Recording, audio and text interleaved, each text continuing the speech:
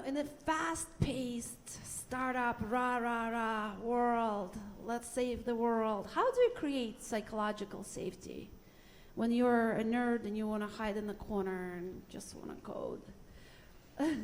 So I think a lot of that stuff comes from the top down. Absolutely. Right? So if the CEO asks questions and listens first, that creates a space for other people to fill that vacuum. Yeah. And if the CEO comes in and says, here's the answer, let's go do this, then you're never going to get discussion, right? So that's a leadership thing. Yeah. And on the one hand, I think Google's probably right, but you look at the Amazon culture and it's very different, right? So different cultures can work. So I like a safe culture. Like, why wouldn't you like a safe culture? But some people really thrive in a different type of culture, right? The trading floor culture is the quintessential Wall Street culture. But Amazon apparently has a relatively tough culture, and some people still thrive in that.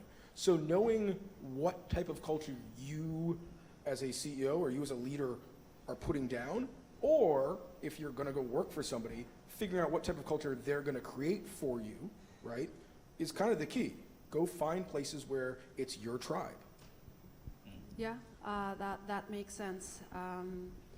Again, I think also walking the middle line. We as managers and kind of technical leaders, you wanna kind of give enough to people to feel free and thrive in this freedom, but also some discipline. And engineers appreciate discipline, and that's important. So I was going to say that's very fascinating about subculture, the tribes, and I think one thing that I think one of the most challenging thing, at least personally for me, to create is actually the sense of flow.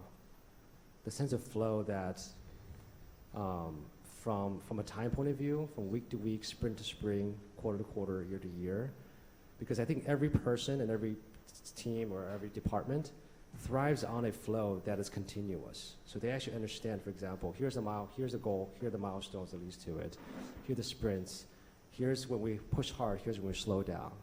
And to actually constantly creating the flow, it's actually a sense of art. And a good manager can create flow out of ambiguity, out of chaos.